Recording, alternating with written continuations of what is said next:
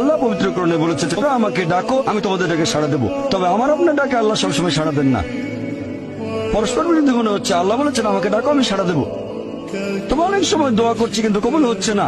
আল্লাহ পবিত্র কোরআনে বলেছেন সূরা বাকারা অধ্যায় নম্বর 2 আয়াত 216, তোমরা যা পছন্দ করো সেটা হয়তো তোমাদের জন্য ভালো না, আর যেটা পছন্দ করো না সেটা হয়তো ভালো।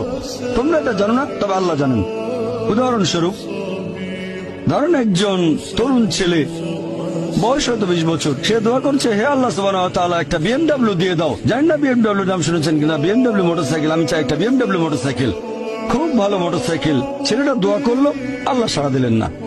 হয়তো আল্লাহ জানেন যে আল্লাহ যদি তাকে মোটরসাইকেল দিতেন, সে অ্যাক্সিডেন্ট করতো, পা ভেঙে ফ্র্যাকচার হতো, পঙ্গু হয়ে পড়ে থাকতো। তাহলে এখানে আল্লাহ সুবহানাহু ওয়া তাআলা তার ডাকে সাড়া দিয়েছেন সাড়া না দেওয়ার মাধ্যমে। আল্লাহ তার ডাকে সাড়া দিয়েছেন সাড়া না দেওয়ার মাধ্যমে। আল্লাহ তাকে মোটরসাইকেল দেননি কারণ সে ভালো বান্দা, সে খুব ভালো মানুষ, সে যা যাচ্ছে তা ভালো হবে না আমি জানি, কিন্তু সে জানে না, তাই আল্লাহ দিচ্ছেন না। এভাবে আল্লাহ সাড়া দিচ্ছেন সাড়া না দেওয়ার মাধ্যমে।